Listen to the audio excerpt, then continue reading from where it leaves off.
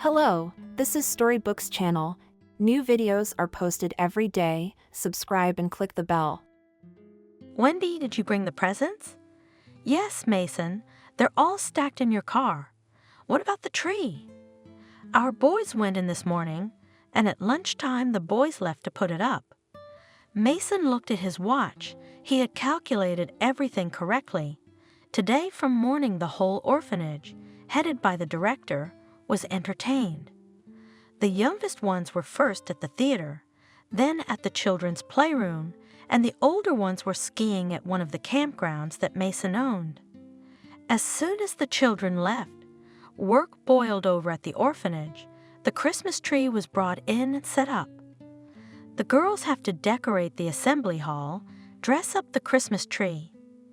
In the evening after their return, the children will have dinner and go to bed, but in the morning there will be a feast.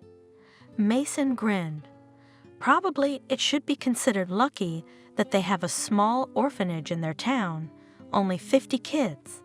If there were 200 kids, he wouldn't be able to give them such a party. The phone vibrated in his pocket, and Mason picked it up without looking. Mason, what is all this? He wrinkled his nose and moved the phone away from his ear a little. Lisa, what's the matter again? What's got you so upset?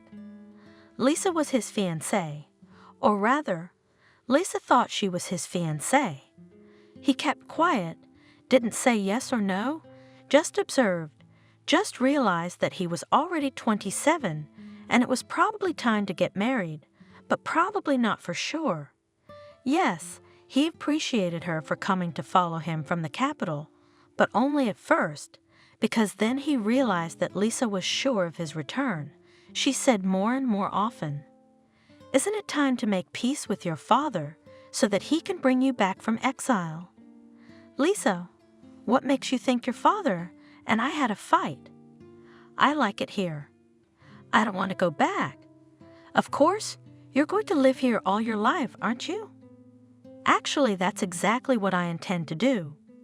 Lisa looked at him, smiling, and showed him that she didn't believe him at all. He didn't. In general, Lisa seemed to him a doll, and the more they were together, the more he became convinced that she had no brains and that her brains were made up of money signs. She was the daughter of a rather large businessman. Mason had met her at the birthday party of one of the Shins of the Golden Youth. As much as he did not like such parties, but sometimes had to still go out in the light. Lisa at once, you could say, hung on him. Mason did not take any active actions, because Lisa took everything on herself the same evening. They slept together in her one-room apartment. Lisa was beautiful, perhaps too beautiful.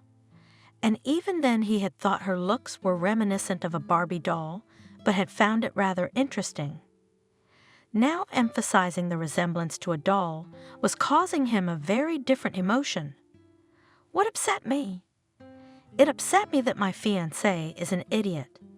Mason grimaced. He hated it when people stepped out of line, even if it was the people he lived next to. And yet, Mason, why are you playing the fool? I've been telling you for a week that I want to throw a great party, and you've been pussyfooting around like it's your last time. And today, I find out you're throwing another party for those punk kids. I don't think it's any of your business for one. You want a party, have a party, but not in my house and not on my dime. That's two. And third, and most importantly, Lisa, I think it's time for you to come home. She even choked with indignation. Home? Oh, so that's it. So you used me and now you don't need me anymore. Did I ever tell you I needed you? It was only your wish to come here. You didn't even ask me if I needed you. You just came and moved into my house. Lisa hung up, and Mason sighed. Why did it have to be like this? He'd come back to this town because he'd once had to spend 2 years in this very orphanage. The memories were hard. If it wasn't for the principal and the tutors, it was unlikely he would ever have the chance to go home to his father. Mason sat up. His legs grew heavy, and the hammers rattled in his head. It always did when he thought back to that time. Mason's father had been one of the first to catch the right jet stream during the lean years. Literally in a year, he turned from an ordinary engineer into a real owner of factories, newspapers, steamships. Along with wealth came problems in the form of competitors. Christopher realized that the competitors are capable of much, but to get a grip on life, he was very insistently asked to give up the lemonade factory. Someone needed it to produce Pal, a very popular drink at the time. But Christopher didn't like to back down when there was no good reason to do so. They started making threatening phone calls to his wife. She was terribly worried, not so much for herself as for her son, but her husband convinced her that it was all just psychological pressure. She had always believed her husband. They were attacked while Slava and Mason were walking in the park. Slava fought to the last for her son. I guess she didn't mean to get hurt. It just happened. It turned out that in order to take the child away from the mother, she had to be sent to the other world. Christopher found out almost immediately, not even 15 minutes later. All his people rushed to look for those who could take his son away, and he himself rushed to the hospital where his wife was taken, but he only managed to hear, "Christopher, save him." Clara closed her eyes, and Christopher put a barrel to the doctor's head. At that time, few businessmen did not have such a toy. "Save her, save her." The doctor turned pale, but he didn't take his eyes away. "She's gone. There's nothing we can do." For another minute, Christopher stared at him, then lowered the trunk, and himself knelt beside the pastel of his Clara. The search for Mason had been going on for over 3 months. A very active search. Then, of course, they'd been going on too, but not at such a rapid pace. The investigator averted his eyes. Christopher himself, of course, realized that with each passing day the hope of finding Mason alive was diminishing. Mason was brought to some kind of children's hospital. The boy almost did not speak, looked at everyone with hunted eyes. All his body was covered with bruises. He did not remember anything from the word at all. Apparently, his brain had put up such a block, either from what happened in front of his eyes with his mother, or for some other reason. And apparently there were plenty of them. Mason remembered how scary it was for him, even though he was only 5 years old, but the horror in his soul was inhuman. And it was even scarier because he remembered nothing at all. Some blackness in his head. Then he was transferred to an orphanage in this small town, which was 600 kilometers away from his native home. He was alone, small, almost family, where the educators worked hard. It took them 2 years before Mason began to die off. He remembers that time, waking up, eating breakfast, and sitting by the window. Mason was waiting, only he didn't know what, but he knew he just had to wait. One day it was Christmas. Something happened that somehow shook Mason's mind. A Christmas tree was brought to the orphanage, not very thick, a little crooked, but a real one. The teachers brought some toys from home, made garlands with the children, and one day all the children began to decorate it. Mason took a toy too. It was a small ball with tinfoil stars inside. He raised his hand and froze. It was the kind of balloons his mom loved. She always said there were snowflakes inside. Mom was gone. Mason realized it clearly now, and Daddy was gone too, because Mason had lost him. He dropped the balloon, which shattered loudly, and covered his face with his hands. The kindergarten teacher rushed over to him. She saw how the boy turned pale, how his hands shook. "Mason, what happened?" He looked at her with frantic eyes and repeated, My mom was ruined." Mason was then urgently taken to their doctor, Vanessa. He talked for a long time, with his eyes closed, telling Vanessa everything that came into his head. After an hour, she was forced to give Mason a sedative injection. When the boy fell asleep, Vanessa went to the principal's office. "We need to see a 2-year-old summary of New York City. I understand that Mason's dad is a rich man and his mom died in front of him when they tried to take the boy away. I'm sure we'll find something. But it's so far away." "I understand." A few hours later, the woman had Christopher's cell phone number in her hand. It was Jenna who called him. "Christopher?" "Yes, you have a call from the orphanage." The voice she heard on the phone was metallic, and Jenna was even a little confused. She was not so long ago the director and did not quite know how to put herself in the right way. "What orphanage?" She began to quickly tell the story of Mason. The man interrupted her. "Had the police been notified now?" "Not yet. We thought we'd talk to you first." "Don't report it. I'm on my way." Jenna hung up the phone and looked at Vanessa confused. "Whoa. What is it?" "He said he was on his way and that the police hadn't been notified yet." "Why not?" "I don't know." "What if it's not him?" "It's one of the ones, Ho." Vanessa stopped being scared, but a couple hours later, they did call the police. Christopher's senses were very heightened after everything that had happened. As soon as the woman's voice said that they were calling from the orphanage, his heart sank. He could not have listened further because he was sure Mason had been found, but then another thought came into his head, and if the police of that city had hidden the fact of finding a similar child, and the photos of the boy had been sent all over the country, then perhaps it was not so simple. Perhaps the people who took Mason away are connected to or paid off by the men in shoulder straps. The fact that Mason was found is very good, but also dangerous for the boy. Christopher has driven the driver up several times. "John, I'm asking you to step on the gas." John sighed. "Christopher, you know I am a good driver. On these roads, 130 kilometers per hour is the limit, I assure you. There's no telling what will happen to the cars after this race."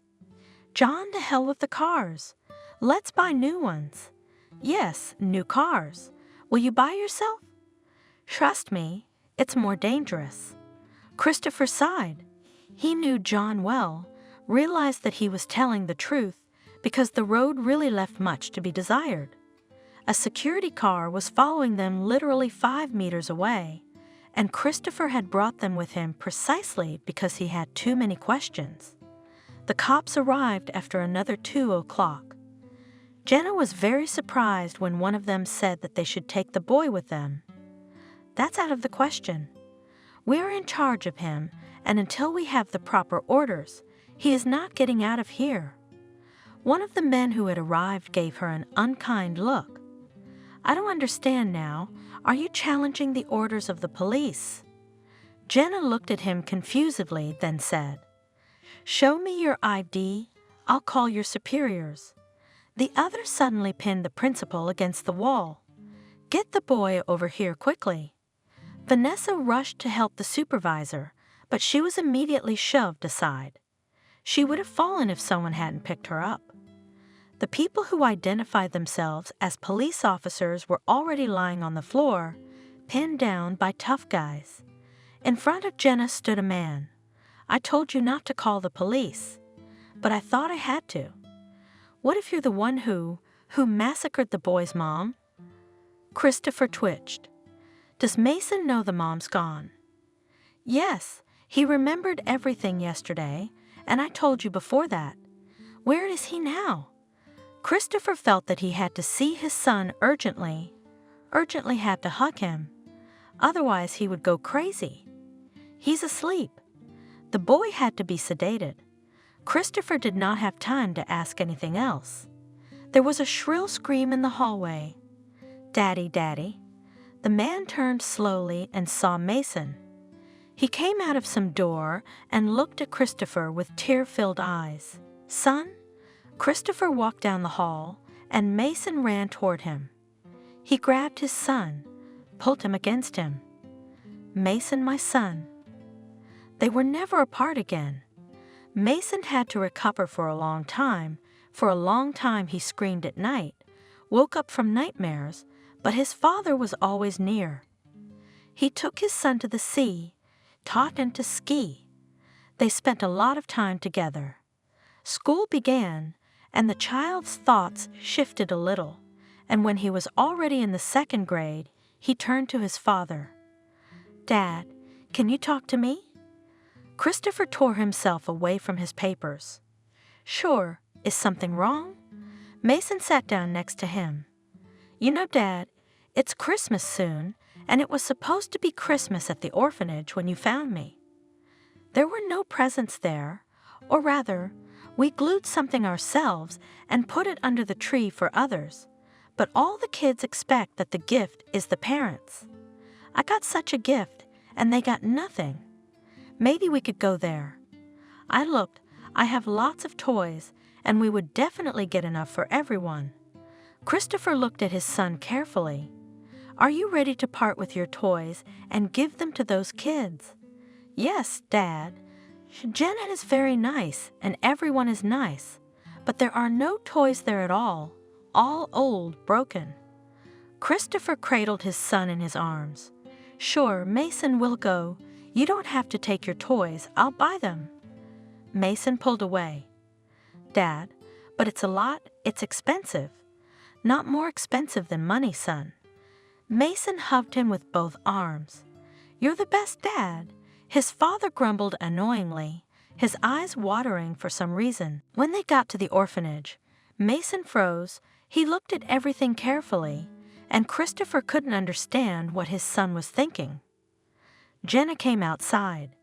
She looked in surprise at the big car, more like a bus. When Christopher came out from behind the wheel, the woman smiled confusedly. "Is that you? Is there something wrong with Mason?" Mason quickly jumped out and rushed to her and hugged her, and she hugged him back, even crying. "Mason, you've grown so much. I can't even recognize you. You know, Jenna, I'm getting straight A's in school." Christopher smiled. "What about the B's in behavior?" Mason waved him off. "Daddy, it's not studying. It's just behavior, and I'll get better, that's for sure." Jenna laughed. "Of course you will. In fact, I'll tell you in confidence that a B in behavior is a very good grade." She straightened up and looked at Christopher. "Then I don't understand at all. You're just visiting us?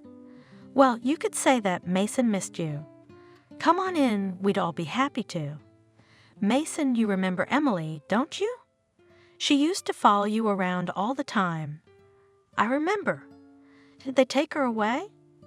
"Not yet, but you're just in time. She has an aunt, and after Christmas, Emily will go to her family." Mason smiled. She was looking forward to it. "Oh, Liam, remember? The one who fought all the time?" "Yeah.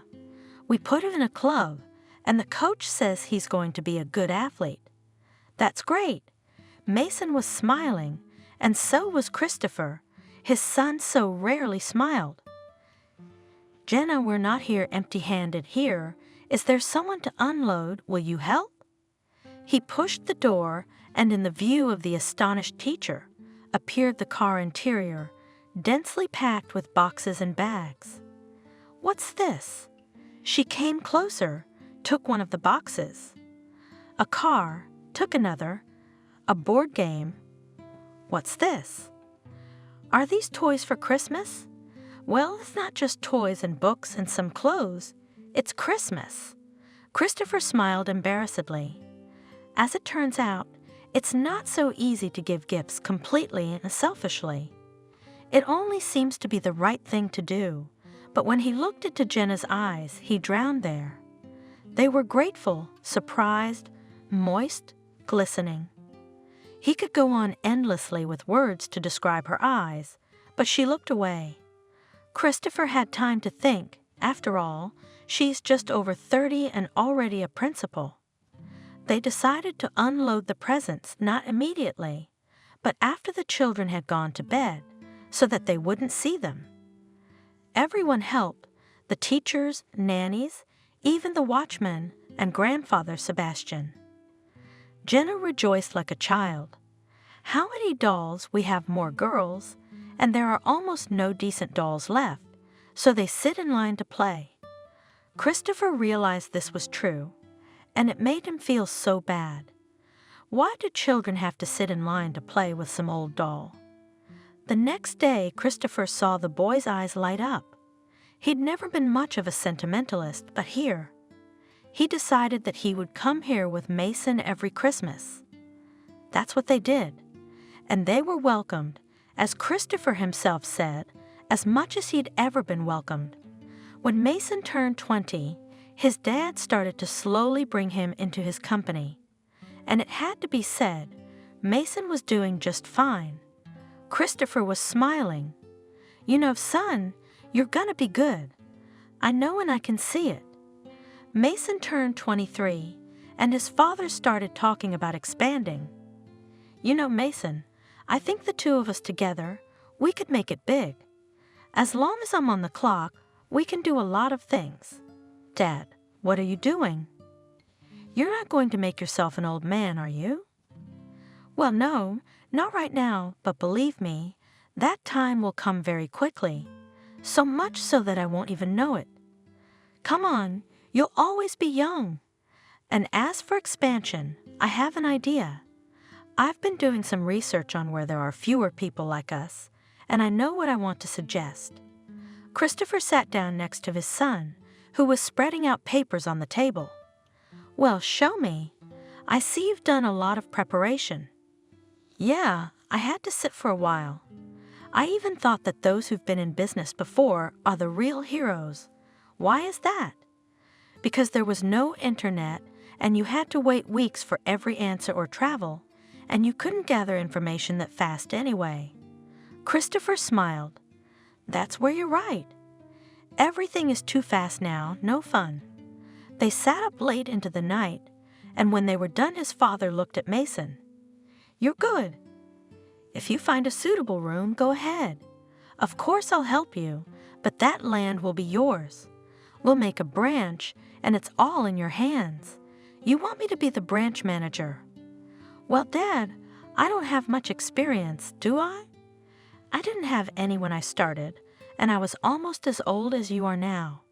So, son, go ahead. The town greeted Mason with beautiful spring weather. He was glad to get out of the car and stretch. It felt good. Yes, it did feel good. The leaves were just opening and apparently smelled of something, some kind of freshness or something. And the breeze, almost imperceptible, but so pleasant, carried the smell to everyone. Mason smiled. Apparently, it smells like spring. He didn't remember what it was like here in spring, or he didn't go for walks in the orphanage, or he did, but he forgot, and he and his father used to come here only in winter, always under Christmas. By the way, Mason made a wish that this Christmas he himself would come to the orphanage with presents, or rather, that he would earn them himself. His father had always been in the grocery business, but Mason decided to expand and open not only stores with their products, but also to try himself in the restaurant business. It was something he had always wanted to do. Dad thought about it for a while and said, Well, I cannot forbid you, especially since I find the idea very interesting. And here's Mason here. In the car, a few business plans, over which he sat for a long time. Now it is necessary to rent a place, and everything else later. He didn't want to go to a hotel. He understood very well what kind of service there was. Mason got into the car, dialed Jenna's number. Good afternoon. Mason, hello. It's so good to hear from you. Jenna, I'm not far from the orphanage. Is it okay if I stop by for coffee? Mason, but why do you ask? Sure, come on over. Did something happen to you? No, I'm fine. All right. Well, come on over. Mason parked the car, went to the candy store, bought a cake. "Hello, Mason." Jenna rushed over to hug him. "How are you visiting us and not on Christmas Day?" she asked, while she quickly set the table. "I knew it. I bought your favorite pies on the way here today. I'm here on business. We want to open a branch here." Jenna sat down and thought about it. "I don't know what to say to that. I think it's very good. There's not much work in our city. Young people have no place to go. Why here? There are bigger cities nearby. The thing is, this town's in the middle. It's convenient to all those towns. You're right, I never really thought about it. Dad said the same thing." Jenna suddenly flared up as if she were in her early 20s instead of her 50s. "How's Christopher?" "He's fine. He sends his love. Him too." Jenna was silent, staring out the window, and Mason thought he never knew if she was married or not. "Jenna, I wish I had an apartment, someone to iron and cook for. 'Cause I don't have any time at all." "Sure, I'll pay you very well." "Wait a minute, let me think about it." For a while, Jenna sat in silence, tapping her pen on the table. "I think I can help you. We used to have an elderly woman working as a janitor. It got hard, so she left. Very clean, quiet, worked because she had a big apartment and the utilities ate up all her payments. I'll look up her number." 10 minutes later, Jenna called. "Good afternoon, Miranda. Did you recognize her? How's your health? How are you?" She listened for a while, nodding, then spoke again. "Miranda, I seem to recall you have a large apartment. I have an acquaintance coming into town, looking for a place to rent with someone to look after him." She laughed. "No, of course he's an adult. It's just that he has a lot of work to do, and you have to eat. You have to wear clean shirts."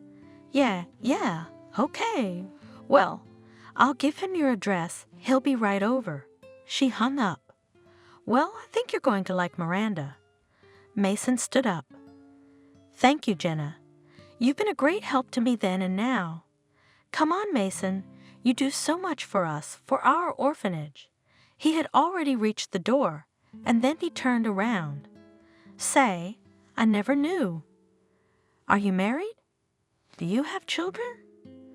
Jenna looked at him carefully, then sighed. "No. First I studied, then I went to work. My heart ached for my children. My beau considered me for crazy and ran away. I couldn't dry my tears for the first few years. Here at work, I kept to myself so that the children wouldn't see me. And when I went out, I cried immediately. So many broken fates, such terrible stories. I kept thinking later, and then I looked back, and that's it. The train has left, but I'm not upset. Men, it's not so important. It's the children that matter. These little people who have already received a portion of betrayal at that age." Mason saw how hard it was for her to say the words. He knew exactly what she meant. Watching Jenna, she's always like a hen with the kids, and they're all clinging to her. Even if there is noise, it is enough for her just to say something softly, and everyone is silent and listens to her. They say such a teacher from God. You are the best woman and kinder than you I certainly have not met. On impulse, Mason reached back and hugged Jenna. She immediately pulled out a handkerchief, sniffled. "Oh, come on, get out of here. Miranda's probably waiting in there." Mason left the office and headed for the car. I wondered if his father had noticed how the principal was reacting to him. He immediately pulled out his cell phone. "Dad, hi. I made it, of course you did. Just got off the phone with Jenna." And it seemed to him or his father's voice trembled. Mason talked to him a little longer and disconnected, and stopped at the car. I may be a fool, but it seems my father is even more foolish. He pulled into the yard of an old house. Not old, it was obvious that the house was being watched, but exactly old, even the stucco over the porches and under the windows. Wow! Is this a real monument? I haven't lived in a monument yet. Apparently, Mason was looking around too obviously, so he even got the attention of some old lady. Do you like it? He turned around, and there was a little old woman standing next to him, her eyes quite young, mischievous, and like a dried mushroom. Very much. I wonder how old this house is? And you open your eyes wider, and you will see the date of construction. The old woman smiled, flashing her teeth. Mason was not even surprised at her teeth when he saw what she was talking about. He laughed at once. Not noticing the 2-meter-high letters on the wall was an effort. Wow, he's over 100 years old. But he didn't, he did. Tell me, Grandma, how do I find Miranda? I'm not even 80 yet. I'll be 80 next year. And Miranda, I've been waiting for you for half an hour.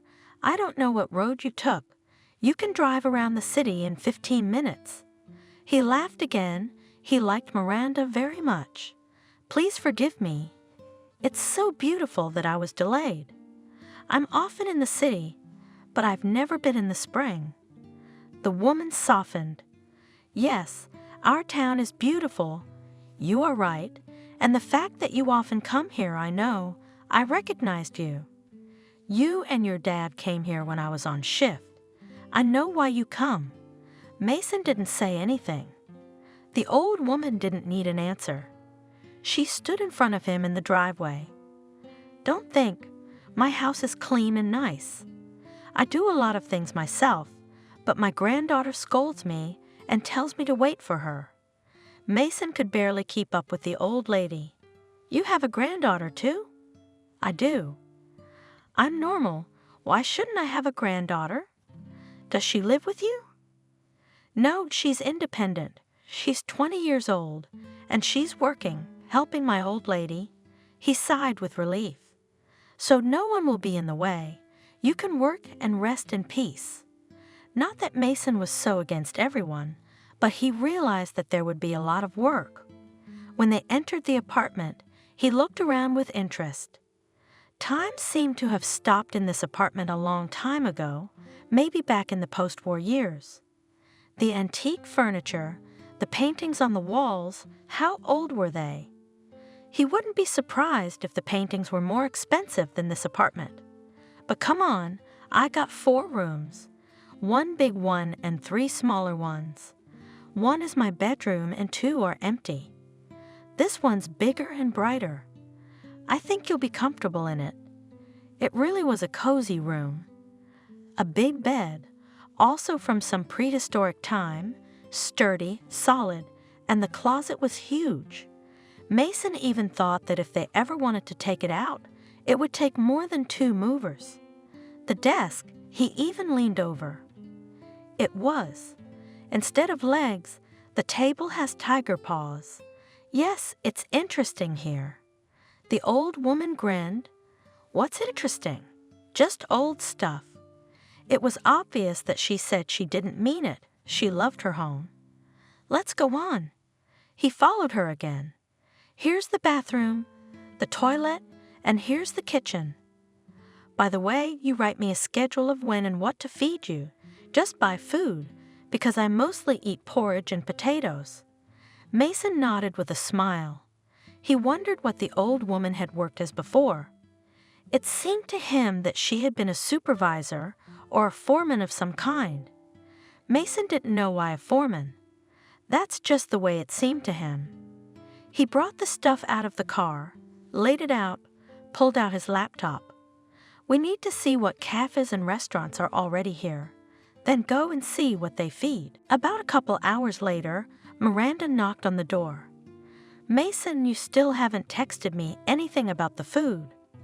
Let's get off work and go have tea and figure this out. He pushed his laptop away. Miranda was right. We should do things in order. They drank delicious tea with some unbelievably delicious scones and talked. Miranda, I'm an omnivore. I can be fed anything. I'll get up at various times, but no later than 8. I can heat it up myself if I need to. Don't even think about it. I'll charge him and he'll heat his own food. No. Let me leave you money for groceries and you buy what you need. I don't really like shopping. I get enough of it at work. That's good. So you don't care about cooking? Yes, absolutely. He put the money on the table. The old woman looked at it in surprise. This is for 6 months? Now Mason was surprised. Why for 6 months? For 2, 3 weeks, you name it, as more will be needed. Delicacies will have to be bought. He laughed. Miranda talked in a very interesting way. She didn't try to replace phrases or words with more streamlined ones, but most importantly, she had such lively intonations that it would have been impossible not to understand what she was saying. He heard the edge of his ear as the old woman went somewhere, then swore in the kitchen because the prices had generally gone crazy, then quietly tinkled dishes, something cooking. And then there was such a smell from the kitchen that Mason almost choked on his saliva. He couldn't sit in the room for long and went out. Miranda was sitting in front of the old TV, watching the show intently. It seemed to Mason that they had started showing this movie when he was still young. Miranda turned around. Mason, dinner will be ready in 15 minutes. Good. He sat down on the couch and looked at the screen too. The TV kept blinking. Mason, not that he didn't understand what the episode was about. His eyes even hurt. Miranda, how do you watch it? It hurts your eyes. There's no other way. I've tried listening, but it's not that interesting. And he doesn't always blink. Sometimes he blinks normally. It was as if she was sticking up for the TV. The credits were already rolling. But that's it. Let's go eat. Mason. The smells coming from the kitchen were such that Mason could hardly keep up with Miranda. As soon as they entered the kitchen, the big alarm clock rang. Miranda slammed it down. I remember. At the surprised look, Mason explained. If I put something in the oven, I always set the alarm. I don't think I've ever forgotten, but age. She said the age thing so lightly that it made Mason's heart ache. Miranda made meat with mushrooms, bell peppers, and potatoes. Mason had been to a lot of restaurants, but he'd never tasted anything this good. He leaned back on the back of the kitchen couch and said, I've never eaten anything like this. Miranda laughed. It's still a flower. When you taste my granddaughter's cooking, you'll die. Poisoned? She looked at him in surprise, then laughed. But if she does, it's delicious.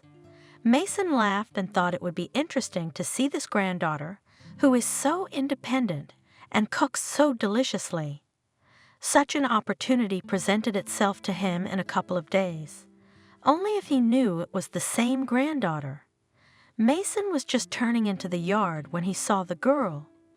It had been raining since morning, and the puddles were almost knee-deep. Either he saw her too late, or she was deaf and didn't hear him, but he happened to dunk her pretty good from the puddle. The girl jumped back, and he immediately stopped. Though he didn't think he was guilty, he decided to apologize. The girl turned to him, furious enough that the sparks and lightning from her eyes felt almost physical. Mason was not immediately able to speak because he was simply stunned. Excuse me, please. I didn't notice you. The girl took out her headphones. It was immediately clear to him why she hadn't heard him. Excuse me. You're out of your mind. You're racing through a yard where people and children are walking by the way. She thought about it for a while. And cats and dogs. I'm not racing. I was just driving. You saw the puddles. Why are you walking on the very edge? I'm walking on the sidewalk, you know, where I'm supposed to walk. Young lady, why are you yelling like that? I apologized. You want me to reimburse you for the dry cleaning? She even stomped. Make up for your brains. But that was too much. You're a rude girl. I hear from a boor, and from one who can't drive a car." She turned around and walked away, and Mason jumped in the car and accelerated. It happened, and this time he didn't want to. There was another puddle in front of him, and the girl was just passing in front of it. He even clenched his eyes for a second, seeing a wave of dirty water flying toward the girl, and in the rearview mirror, he could see her threatening him with her fist. Mason could barely find a place to park his car. It felt like everyone remembered they had cars in the rain. Mason's car was bulky, so he had to work hard to fit it neatly into the empty space. When he finally put the car in, the rain was already over. Somewhere in the direction of the sunset, the sun was peeking out. His mood improved a little. "What's the big deal?" she yelled at her husband at home. Mason thought all this, and before his eyes stood those eyes that threw sparks. He smiled a little. Yes, it would not be boring at home with such a one. He quickly walked up the steps and opened the door. Miranda immediately gave him the keys. "You're young. You're not likely to be back late, so I can't have an old woman running around to open the door for you." Someone was talking in the kitchen. He looked in to say hello and was stunned. Those very eyes were looking at him. So Grandma, and now this boorish monster is standing in his kitchen, looking at me like he's seen a ghost. "Don't tell me that's your tenant." Miranda turned around in surprise, looked at Mason, and suddenly laughed. "I was wondering how I could introduce you to, and you know you already have." The girl jumped up. "Grandma, it's not funny. I was just telling you that he poured me out of a puddle and then yelled at me." "Easy, Kathy. I don't believe he did it on purpose. I haven't known Mason that long, but he seemed decent to me. So, Kathy, we know how hot-tempered you are.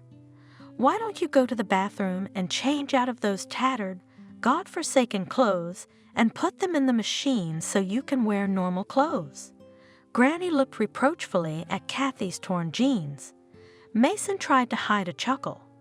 It was a good thing he had only brought decent clothes, in Miranda's opinion. As Kathy walked past Mason, he gave her a subtle tongue lashing that made her flare her nostrils, and then with a quick glance at Miranda, she made a fist at him. "I can see everything." The grandmother looked at Kathy over her glasses. The girl snorted angrily and disappeared into the bathroom. Mason tried to put a serious expression on his face. He didn't want Miranda to think he was as unserious as Kathy. Don't take offense to her. Kathy is very nice, except for her temper. She's like a match. She's like that about everything. You know, when she was 15 years old, she was hit by a car, and it was because a boy had a ball out of his hand. You know, an ordinary ball. It rolled on the road, and the kid cried. This crazy woman rushed after the ball, saved the ball, even gave it to the kid, and then passed out. A month in the hospital, and all because of doing first and thinking later. Mason realized that it really wasn't a very smart thing to do, but Miranda's words made him respect the girl. Apparently, the incident hadn't changed her either. Kathy remained just as fiery and impetuous or spunky. It didn't matter. What mattered was that the girl was alive, real. When she came out of the bathroom, Miranda was in the room. Kathy had already gone into the kitchen, only then seeing that Granny was gone, but she couldn't back out, and Mason realized it right away. She plopped down on the couch across from him. A minute, two. Well, now it's time. "Kathy, let's make up. I'm not as bad as you think I am. Really, I didn't mean to spill it on you. I'm sorry." She looked at him in surprise, then snorted. "Well, then I'm sorry too. It's my own fault. These headphones always let me down." Mason held out his little finger to her. "Make up. Make up." Kathy laughed and put hers out. And don't fight again. Miranda had long since gone to bed, and Kathy and Mason were still sitting in the kitchen. So now you're going to go to all sorts of cafes and try what they're cooking. Oh yeah, that's great. What a job. Mason looked at her seriously. Kathy, why don't you help me out a little? She looked at him in surprise. How? Well, look, if I'm alone, I'll be suspected quickly. But if I have a lady with me, everyone will just think, if they notice us walking around, that I'm just trying to impress you. Do you want me to walk with you? Kathy opened her eyes wide and looked like a naive child. Exactly, but if you have that much time for me, of course. But it's expensive. You needn't worry about that at all. Think of it as the firm taking care of all the expenses. Kathy didn't resist for long. In fact, all she could manage was a moment's pause. Yes, I agree. Just a little longer, and she was sure to clap her hands. Mason smiled. And what's up with your evening gown? Excuse me. I'd like to start with a restaurant. Kathy blushed. Actually, I'm not a beggar. Of course you are. Mason looked embarrassed. That's not what I meant at all. It's just that you're young. You're hardly interested in a restaurant, and in a cafe and clothes are quite different. Why buy an evening gown if you don't need it? He got a little confused while he was explaining, but Kathy understood him. It's all right. I went to a friend's wedding not too long ago, so I had to buy one. To Mason's surprise, Kathy had excellent manners, though he chided himself for thinking that way. She wouldn't be laughing loudly or doing anything worse while in a decent restaurant. Still, he watched in amazement at her transformation at the way she deftly handled the entire set of table items. When they entered the restaurant, Mason immediately noticed the almost complete absence of guests. It was strange. Everything seemed decent, but the shortcomings began to rush in as soon as they sat down at the table. Mason noticed that the tablecloth, beautiful from afar, was covered in stains, not fresh ones of course, old laundered ones, but very much peppering its appearance. This told that things were not going well for the host. On the other hand, the host could have just been greedy or didn't know how to run a business. The waiter had to wait for more than 10 minutes, even though the room was almost empty. When they began to make an order, it turned out that more than half of the written in the menu is not there at all. Tell me, then why is it offered? The waiter, with a bored look, shrugged his shoulders. Kathy smiled. Tell us what you have so we don't waste your valuable time. The waiter perked up a little. Judging by the constantly vibrating phone in his pocket, time really was precious to him. He quickly listed the poorly chosen menu and they ordered. Yeah, it's kind of sad here. Kathy smiled again. You've never been anywhere else. Believe me, this is almost the most decent restaurant in town. When the order came, Mason realized that the cow that had made the chop had obviously died a death of its own, and with a lot of great-grandchildren. He pushed his plate away and watched Kathy eat. She noticed his gaze and said embarrassedly, I didn't have time to eat today. I came straight here after work. Where do you work? She waved her hand. Over there, we sewed tracksuits. Mason couldn't help himself and asked, Did you study neckwear? Kathy laughed. No. I always wanted to be a chef, a real one, so everyone would know me and I'd surprise everyone. But I graduated as an accountant, and now I work in a tailoring shop. That's quite a list you've got there. Why don't you work as an accountant? Did you try to get a job right after school? Nobody wants an accountant who's just out of school. Everyone wants sharks who are 90 to 60, 90, and 20 years old, with at least 20 years of experience. Mason laughed. Are you kidding? Not at all. To be honest, there's not a lot of work in this town. I've already realized that. I don't think we should torture our teeth. I think that's enough. If anyone cooks good food in this town, it's your grandmother. That's a good point. Grandma always cooked like that. I even had to move back to my parents' apartment because I'd be round in a second. You? I'll never believe it. You'll have to. I'll show you the pictures later. The same waiter came up to them, bringing a rather impressive bill. Kathy wanted to be indignant. Mason saw it in her eyes. He quickly squeezed her hand, and she quieted down. Young man, tell me, is the host in place? The waiter sighed, apparently thinking they were going to complain about him. He's here. What do you want? What if I'm 5 minutes late? Do you want me to complain? Mason smiled. Yeah, zero discipline. No, young man, just give him a note from me. Mason wrote a few words on a piece of paper torn from his notebook. He didn't even bother to fold it. He knew the waiter would read it.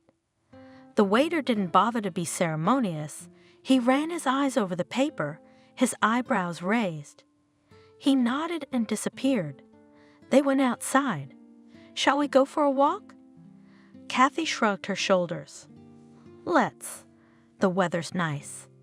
They wandered so long that Mason's legs were tired, talking about nothing, but they were so interested. It turned out that Kathy lived only 3 houses down from Grandma. When they stopped in the driveway, Mason stared at the girl for a while, then abruptly pulled her to him and kissed her. Kathy didn't even try to pull away. He walked home thinking that this was the first time this had ever happened to him. He kissed a girl he was madly attracted to and didn't stay the night with her. Mason, this is not like you at all. He said this to himself and walked into the entryway. Hey, are you trying to buy a restaurant? Mason bounced against the wall. Don't worry, I won't hurt you. In front of him stood a man, tattooed, and a gloomy look gave him the appearance of a jailer. What do you want? I'm the boss. I want to talk to you. You've got a lot of nerve. There's a day for that kind of talk. Yes, but I wanted to see you. Come tomorrow after 12 o'clock. We'll discuss it. Okay, I'll be there. The man left the entrance, and Mason thought that it was a mistake to refuse the security that his father offered him. He'd have to call in the morning because it looked like a deal. The next day, just as Mason thought, he bought the restaurant, and he bought it much cheaper than he had expected. The owner was rubbing his hands together. You know, I don't know anything about this. I just got out of prison, and here I am, an inheritance.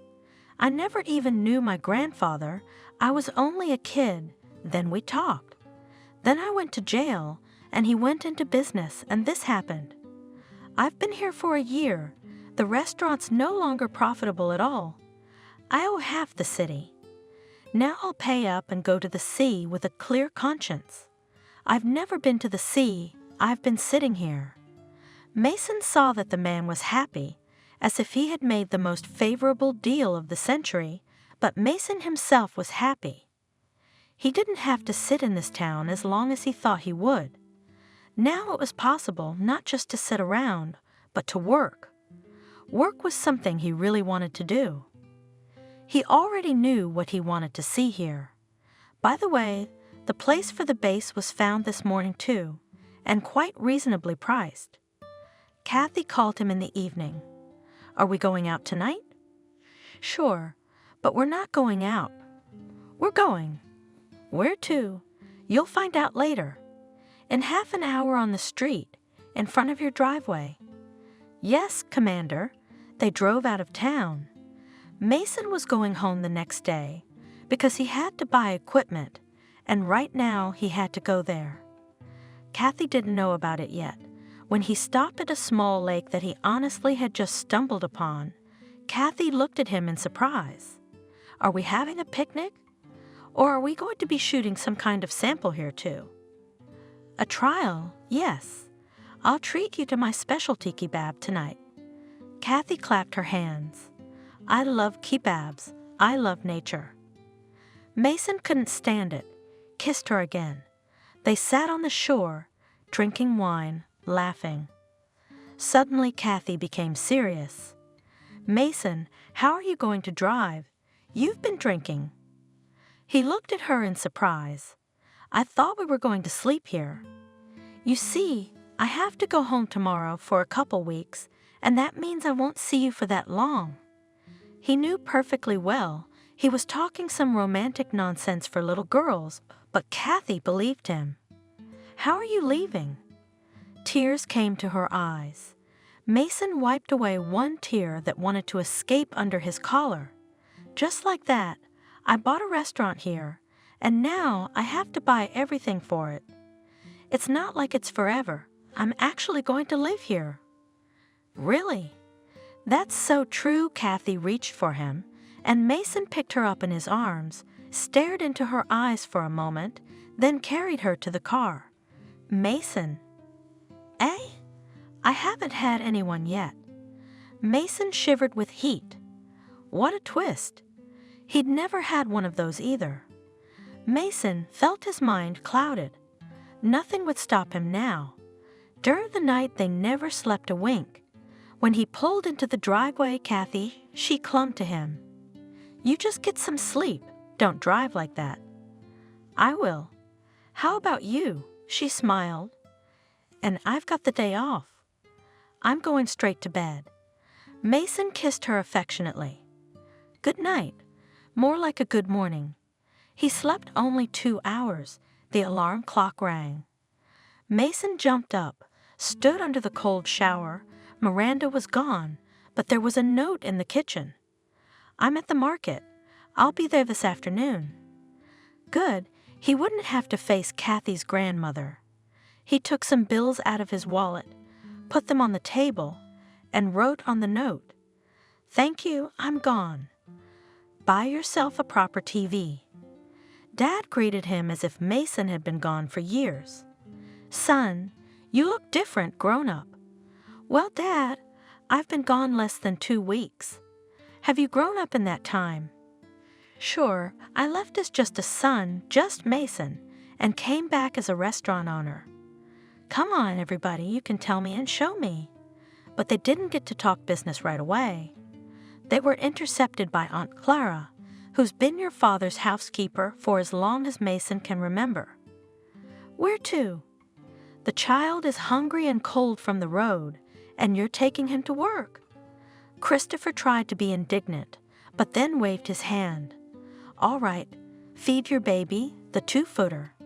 Mason missed both Aunt Clara and his father. Lisa had come over several times. Mason, who was eating Aunt Clara's specialty borscht, raised an eyebrow. What did she want? She kept asking where you'd gone, even going to your place. Mason snorted. I wonder why. Well, you better know why. There must be reasons. Mason liked Lisa. She was very pretty. She knew how to present herself, and Lisa was a good match for a businessman. A little greedy, well, there are no others nowadays. Or are there? My consciousness obligingly brought up the image of Kathy, but Mason immediately banished it. Sure, Kathy was the most beautiful thing in his life, but it was just entertainment. There was no talk of them being together. Kathy is too simple and naive, so she's going to stay at home and he's going to attend receptions and events alone. Well, of course not. A girl like Lisa, or preferably Lisa herself, should be around for these parties. It took all evening to show his father the pictures, to tell him what he wanted to do. Christopher listened attentively and twirled one picture or the other in his hands. You've done a great job, and most importantly, you bought the restaurant very profitably. Christopher looked at the map. I understand that there is nothing like it nearby. Nothing. But there are plenty of things to look at. Mason looked at the map. What do you mean? Look, there's a game room not too far away. We should do a kids' menu and advertise. We could allow banquets for the first time. After that, it's up to you, okay? Dad, you're ahead. I didn't even think of that. Of course we need a children's menu. They sat for a while and went to bed. The next day was too full of plans. Lisa caught him at lunchtime. Hi, where did you disappear to? I've been away. We're opening a branch. Oh, that's good. Why didn't you call? Maybe I could have come with you. Lisa grinned with the edge of her pouty lips. Mason smiled. Would you have gone? With you? To the ends of the earth. Would you? Sure. Well, then be ready in 2 weeks. Mason left and Lisa grabbed her phone. She had to tell all her friends that Mason had practically proposed to her. Leaving in 2 weeks didn't work, not even 3 months later. The night before he left, my dad had a stroke. He was walking to the house, came home early from work because he wasn't feeling well, and collapsed right on the walkway. Aunt Clara saw him immediately, called an ambulance, and did not touch him. Only her quick actions helped to get rid of him with little blood. Lisa had to be patient.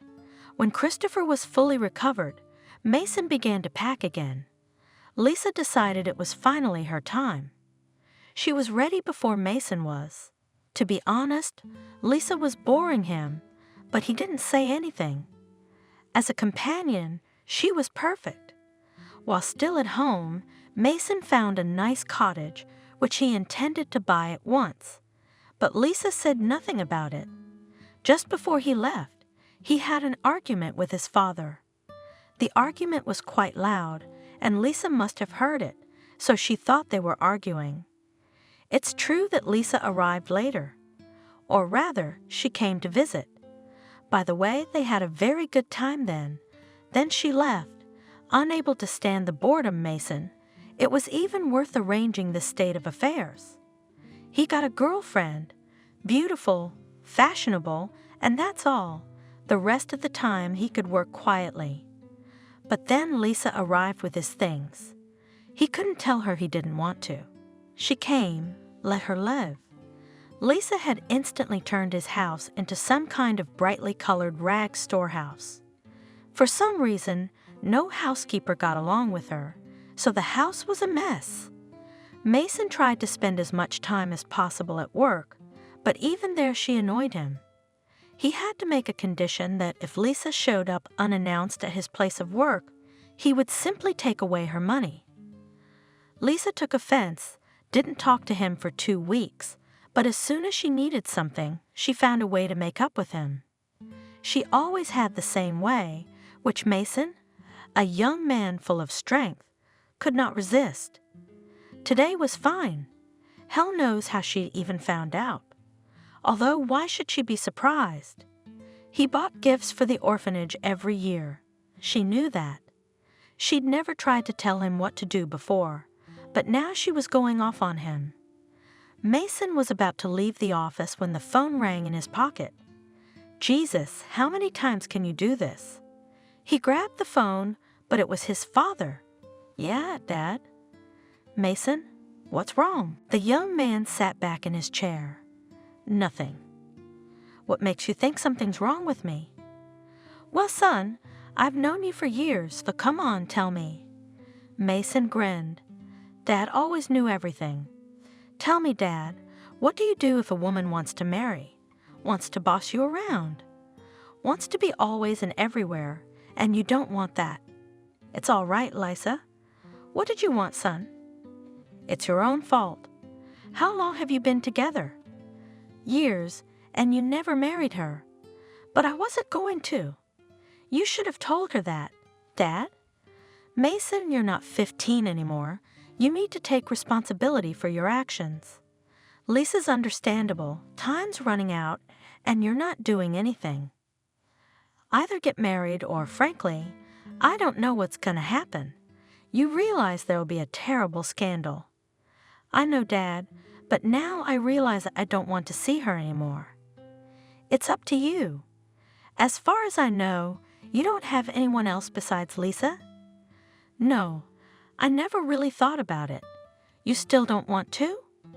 No, Dad, I definitely don't, and today I made sure of it. Yeah, I guess I'm not gonna have any grandchildren. Mason laughed. So you're only thinking about yourself. Not about your son, but about yourself. Well, you can take it that way. Dad, why are you calling? Not to talk about Lisa? No, of course not. Mason, you're going to the kid's birthday party tomorrow, right? Yeah. Did you forget the date? No, I just suddenly wanted to come too. Mason, you're up. You know I'd love to come. Can I ask you a question? Go ahead. Why haven't you come here once since I moved here? Is it because of Jenna? I could hear my dad sniffling on the other end of the phone. Well, you could say that.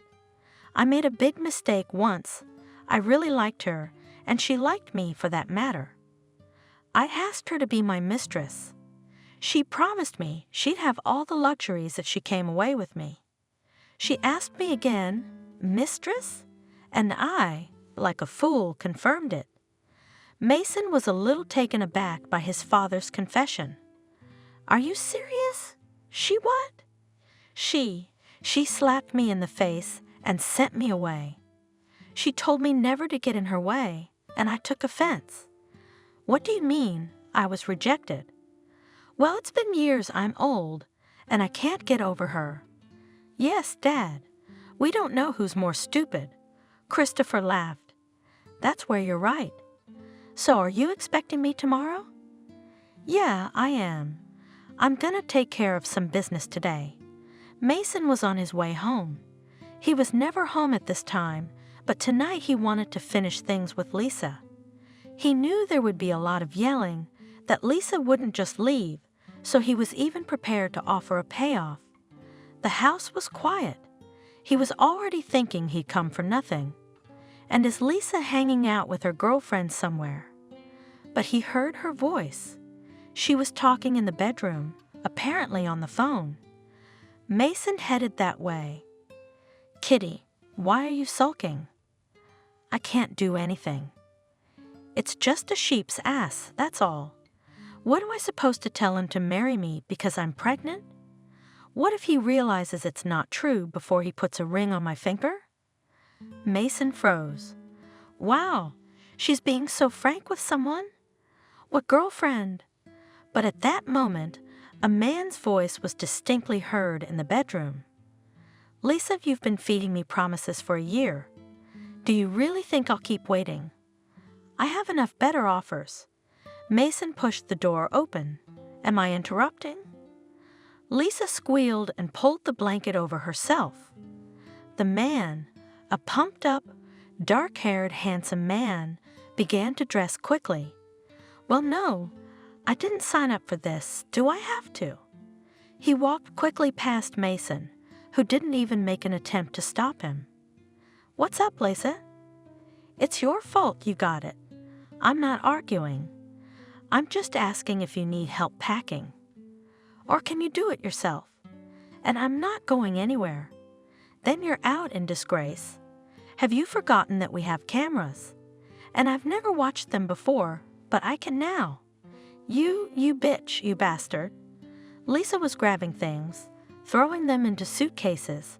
Mason was watching her with a smile. How could you think he put a camera in the bedroom? Lisa. 2 hours later, screaming and swearing her last words, Lisa finally got into a cab. Mason sighed. This feels so good. We should go to the orphanage, see how the preparations were going. He got into the car. It felt so good to be free. I wonder who that man was. No, not at all. Mason pulled up to the gate. It looked like the kids weren't back yet, but Jenna was definitely there. He knew she always supervised the setting up of the Christmas tree herself, then helped dress it up. He walked down the driveway, stopping to pet the big shaggy dog, which, by the way, was the dog's name.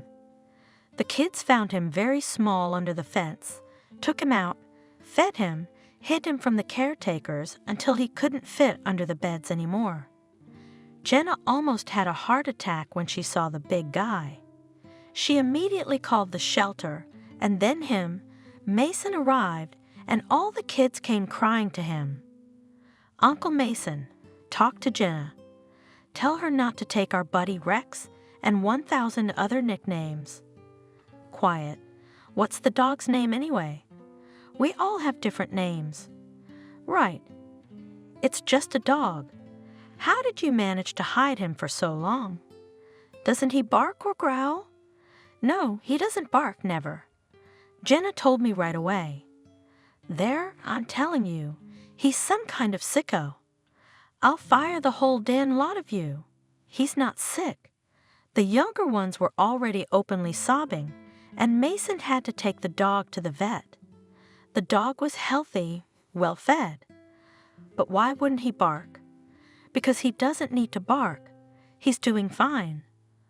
Altogether, they persuaded Jenna not to throw out the dog, not to give it to the shelter, so it took root, though more on the street, and slept in the old lady. He was fed by everyone who couldn't be bothered. That's why he looked more like a little bear. Mason finally made it to the door. He had to tell Jenna tactfully that her father was coming tomorrow, but that it wouldn't be a surprise to her. She had a stroke a few years ago when she found out Christopher had a stroke. Almost freaked out. Mason regretted 100 times that he'd even told her. There was no one in the hallway, but there were voices coming from the auditorium. He headed that way. Jenna and her co-workers were decorating the tree. "Hello, everyone." The girls said hello and continued working. Jenna gave him a startled look. "Mason, weren't you supposed to be here tomorrow?" "Well, I decided to come today." She didn't have time to finish. Mason was attracted by the lower branches of the tree. There was definitely someone hiding there. "Hey, get out!" Mason squatted down and the branches of the tree slid open. A boy, about 3, well, maybe 4 years old, stepped boldly out of there. He looked at Mason as if he had just committed the world's worst crime, and Mason felt about that. 1,000 thoughts were running through his head. The most sensible one kept repeating itself. "I don't get it. Am I dreaming? Or is this some kind of joke?" The boy stopped in front of him and looked at him with a displeased look. His eyes, absolutely the same as Mason's, looked at him without blinking. Mason had no way of knowing what to say. The child was a smaller copy of Mason, and the fact that they were bound to have something in common was understandable. Just now, Mason didn't understand at all. This boy can't be related to him. Papa must know something. Though before Papa, there must be something Jenna could explain to him. There was a reason she was standing there so frightened. Mason scratched his nose with the back of his palm. For years he tried to eradicate the habit, but still, when he was nervous, he could rub his nose so hard that it turned red. And the boy, almost synchronously with him, reached up and scratched his nose in the same way Mason had done. The man turned to Jenna. "Jenna, who is this boy? Is this your pupil the reject?" She looked at him confused. "Why do you ask?" "Jenna, since you are now trying to avoid answering, it becomes clear to me that you understand both why I am asking and what is going on and where the legs are growing from. Tell me also that you don't notice our similarities." Jenna stared at the boy, then at Mason. "Do I? Can't I see it?" "Oh, you don't see it. Maybe it's just my eyesight. Shouldn't I call someone else to take a look?" Mason didn't know why he was getting so angry. Jenna had nothing to do with it, but she probably knew where the boy was from. And if the kid really didn't have anything to do with him, the principal wouldn't be so freaked out. The boy stepped towards Mason and held out the candy. "Don't yell." Mason took the candy confusedly. "Thank you. I'm not screaming and I won't." He turned back to Jenna again. A stray thought flashed through his mind, maybe Dad and Jenna. But no, They're not the same age. Jenna, where did that boy come from? You see how much he and I look alike. It's obvious to a fool that we're not strangers, but what could connect us? Or rather, who? If the boy has been abandoned, I'll raise everyone to find out. The boy has not been abandoned, and he has nothing to do with you. Mason froze, a voice he recognized immediately. How many times he'd been tempted to call, or at least text to apologize, but then decided he hadn't promised anyone anything. On the other hand, Kathy hadn't called him once, and she could have. Now he stood there, aware of Kathy standing behind him and afraid to turn around. A puzzle instantly formed in his head. A boy who looked like him, Kathy, who he had played with and taken off. It didn't take much thinking to figure it out. The only thing I don't know is, what now? From the sound of Kathy's voice, nothing good serves him right. Mason followed the boy around him and came up to Kathy. Mommy. Kathy scooped him up in her arms and pulled him against her. He finally met her eyes. Hello, Kathy. Hello, Mason. She turned and walked toward the exit, and Mason stood there like a complete idiot. What could he do? Run after her and say, "Oh, that's my son." He imagines she's gonna answer him. What a fool he is. Nearby sighed Jenna. Come, Mason, to my room. I'll make you some tea. He obediently followed her. There was real absorbent cotton in his head. The woman made the tea, put a mug in front of him, sat down, looked at him, and started talking. I don't even know. All this time we've all blamed you for doing that to Kathy and Kevin. And now I look at you and I realize I feel sorry for you too. His name is Kevin? Yes, Kathy named him after her grandfather. Why didn't she tell me? I didn't know. It could have been completely different. The principal sighed. What's that, Mason? Would you have married Kathy because you had a baby and you'd both be in pain for the rest of your lives, or would you have taken Kevin away from her? Oh, come on. That's ridiculous. Why would I take the baby away from its mother? Well, the thing is, Kathy came to your house. She was so desperate. Kevin was very ill at the time. Her grandmother had gone quite ill. The girl was just torn. She was so short of money. The treatment Kevin received was so much that even with our help, she would not have been able to afford it. Miranda signed over the apartment to her, told her to sell it. They just had time to sell it and move Kathy in before the grandmother was gone. Kathy was a good girl. She hung in there. Went to D.C., spent almost 6 months there, got Kevin back on his feet. Wait, she didn't come to see me. Do you really think I'd say no to help? There was a woman, a girl. Apparently she realized it all at once and told Kathy that if she ever saw her again, she would do anything to have her baby taken away from her. Lisa. Mason clutched his head. He sat like that for a while, then looked up at Jenna with completely pained eyes. What am I supposed to do now? I don't know, Mason.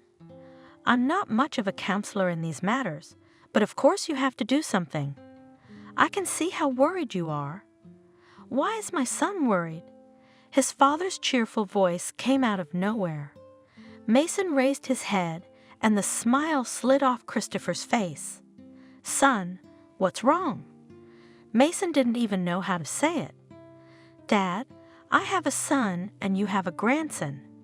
Christopher sank quietly into the chair. How's that? Jenna jumped up and held out a glass of water to Christopher. He took the glass from her hands, held her gaze a little longer than necessary. Thank you. The woman looked embarrassed and sat back down. Mason began to tell without much detail, but in a way that made it clear what a creep he was, the son of the unexpected. What do you think you're going to do? I don't know. Dad, of course we have to do something. Only I'm afraid Kathy won't even let me on the doorstep. Christopher took a good look at him, and he's right.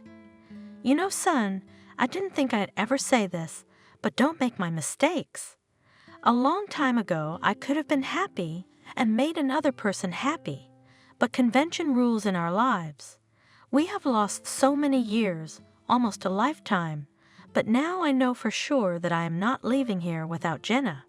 And even if we don't have as much time left as we'd like, it's better than nothing. You've already deprived yourself of your son for so long, and now you have to make up for it. Don't lie to Kathy. She's been through enough because of you. You don't like her? Just say so. Don't try to marry her without love. I think if you're honest with her, she won't mind you hanging out with Kevin. Mason jumped up. Dad, you're right about everything. Thank you. He jumped out of the office. Christopher looked up at Jenna. Hello, Jenna. Hello, Christopher. All right, Jenna, whatever you want. I'm not leaving without you. It will probably be hard for you to forgive me for those stupid words, for that sentence, but I'll try. Jenna stubbornly pressed her lips together, then relaxed. Christopher, I was so sorry I turned you down then. I didn't need your money, but I needed you. It was so hard without you, I couldn't bear it. I cursed myself with the last words that I did not go with you. I would have been with you. Christopher lowered his head. I guess stupidity is our hallmark, Mason's and mine. Jenna smiled. Don't worry about it. I'm sure they'll be able to talk. And you know, I don't know about Mason, but Kathy still loves him. Why didn't Jenna say something to me? I would have solved all of Kathy and my grandson's problems. Kathy wouldn't accept your help. She's a little different. Mason raced through town. He remembered exactly where Kathy lived, but he didn't know what he would say to her. On the way, he saw a toy store and slammed on the brakes. He flew into the store in such a way that he frightened a young girl saleswoman. Girl, for a boy 3, 4 years old, what exactly are you interested in? Everything. Bring anything that's good. Mason put the car in a vacant lot, but he was in no hurry to get out. He was just afraid. After sitting for 10 minutes, he got out. He's a man, so he must be brave. Mason pressed the bell for a long time. Finally, the door opened. You? Me. He pushed Kathy aside and walked into the apartment. Kevin came out to meet him. He stared in surprise at the mountain of boxes in Mason's hands. The man knelt down in front of the boy. Hey, I brought you this. For me? Yeah, for you. The boy gingerly touched one box and then looked at Kathy. She had tears in her eyes. How much had she dreamed of seeing her son like this, next to Mason? No, not crying. Mom. Kevin looked questioningly at his mother, and she smiled and nodded. The boy sighed so happily that Mason couldn't contain his smile. 5 minutes later, they were eagerly unsealing boxes, pulling cars, robots out of there. Each new toy was accompanied by a new exclamation. Not only Kevin was squealing with joy, but Mason as well. Kathy sat down on the couch. She didn't want to smile, but looking at Mason, who was crawling on his knees and driving some tractor on the carpet, making strange noises, it was impossible not to smile. Kevin, on the other hand, had chosen the biggest car he could find, and was no quieter than Mason. When they had another accident, Kathy resolutely stood up. That's it, you woeful drivers. Wash your hands and come to the table for dinner. Come on, Mom. Kevin was about to fold his lips, but Mason gave him a gentle shove. What are you doing? Everyone at every job has lunch, especially drivers. The boy looked at him in surprise. You too? Me too. In fact, if you eat it all, I'll let you drive a real car. Kevin's eyes widened as they raced to the bathtub to wash their hands. There was silence at lunch. Only Kevin talked nonstop. Mason learned that Ethan wouldn't brag about his car anymore because Kevin had better cars. Toward the end of lunch, Kevin began to peck his nose. Kathy got up, picked him up, and walked out. Mason heard Kevin muttering, "I'm not going to sleep." Kathy smiled and replied, "Well, of course you won't." About 10 minutes later, Mason cautiously made his way into the room. Kevin was sound asleep, hugging his big machine, and Kathy sat staring at one point. Finally, as if awake, she got up, walked past him into the kitchen, Mason following her. "Kathy, I don't know how to find the words.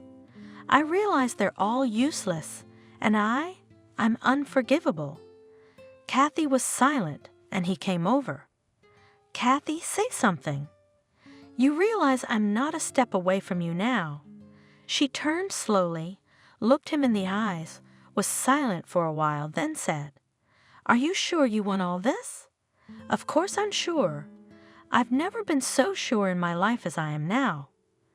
"Kathy, I realize that I've missed all the deadlines, that I've blown everything I can, but will you let me make it up to you? I'm not forbidding you. You can talk to Kevin whenever you want. That's not enough for me."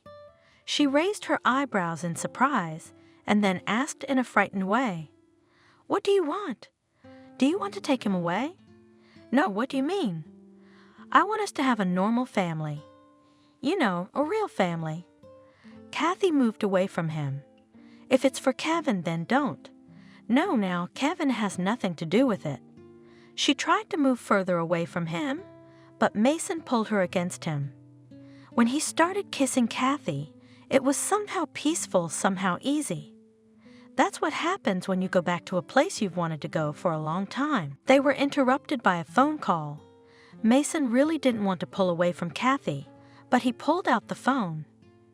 It was Dad. "Mason, where are you?" "Dad, I'm at Kathy's with Kevin." "That's good. Is she around?" "Yeah. Put it on speaker." Mason was surprised but complied with his father's request. "Kathy, I want to apologize to you. For me and for my little brat. I'm sorry, you forgive him. Don't waste time. I really want to be a grandfather." Kathy smiled faintly, and Christopher continued, "I'm calling you guys on business. Jenna and I just applied for a job. If you hurry, we'll be able to have the wedding on the same day." My father disconnected, and Kathy looked at Mason strangely. He, on the other hand, was looking at her. "Kathy, I'll tell you later all those words I should have been saying all along. I know you know how to make quick decisions. Please marry me. I'll make sure you never regret your decision. Anything to make Kevin forget forever that he ever didn't have a daddy." Kathy didn't think long. "I agree." Mason grabbed her in his arms, spun her around, and then grabbed the phone. "Daddy, please hold the place for us. Kevin will wake up and we'll be there." "I'm awake." Mason turned around, and there was a sleepy Kevin standing in the doorway, holding the same car. Mason smiled. "Dad, we'll be right there. My son woke up." It was the first time he'd ever said the words so freely, and Kevin looked at him seriously. "Are you my dad?" "Yes, Kevin. Where have you been?" Mason looked at Kathy confused, but she was already seated in front of his son. "Daddy's been working, and now he's back. Isn't he going away again?" Mason shook his head negatively. "Never." The boy thought for a moment. "Can I tell Ethan that I have a daddy too?" "Of course you can. You and I will tell Ethan together." Mason hugged his son's little body. What an unusual feeling. It makes you want to cry. The next day they were all at the orphanage. The children were still eating breakfast, and Mason, Kathy, and Christopher were arranging the presents. Mason was doing everything with one hand, and Kathy's palm was firmly clasped in his other hand. Christopher was smiling. He could see everything perfectly. Yesterday had been a wonderful day. He felt as if he had lost 20 years at once, no less. The door swung open. Christopher had barely had time to play a children's New Year's song, and the room was filled with children. They didn't rush to the tree, didn't grab the presents, just stood back and looked at everything with admiration. Kathy decided to take the lead. Then Mason joined her as well. They handed out gifts, pink bags, boxes to the girls, blue to the boys. When everyone had their presents, including Kevin, of course, Mason turned to Kathy. "I have a present for you, too." He pulled a small box out of his pocket. "Here, I'm sorry. I didn't get it yesterday because I didn't know if you'd send me away or not. I didn't think I'd be so happy today. Here, can I wear this?" Kathy held out her hand, and Mason took out a beautiful ring. Then he pressed Kathy's hand to his lips. They didn't see that Jenna and Christopher were standing nearby. They stood with their arms around each other and looked at them. "Daddy, help!" Mason looked at Kevin in surprise. He was even confused when he realized that Daddy was him. Mason smiled and sat down. "Of course, son. What's wrong? This town has never seen such a wedding in its entire existence." Of course, the wedding was at the Mason restaurant, which, by the way, has long been the most popular in town. There were so many guests that all the hotels were occupied, and the sellers of flower stores looked in horror at the empty shelves. We decided to sign in the restaurant, or rather, on the platform in front of it. At the door stood 3 men, 2 adults, and 1 small. 3 generations of men who would be happy today. All were wearing black tuxedos, including Kevin. He proudly held Daddy's hand, thought for a moment, and took Grandpa's hand too. "Dad, don't you think they should be here by now? It seems like we should have insisted that they all come together." "Yeah," Kevin said importantly. "Mom is never late." Mason smiled, and Christopher laughed. "Well, Mason, that means your Kathy will bring my Jenna on time." A white, long limousine was turning into the parking lot. Kevin gasped. "Wow, what a long car." They walked toward it. The car came to a stop. Mason opened the door and put his hand in Kathy's. She looked at it carefully and put her hand in his. Then Jenna appeared as well. Kevin gave them a serious look. "You are beautiful tonight, but I'm better." Everyone laughed, and Christopher said, "And we don't even doubt it." Kevin took Kathy and Jenna's hands and lent them to where the guests were waiting for them, where they were to become husband and wife. Weddings are fun, but the sooner it's over, the sooner he can get back to his cars.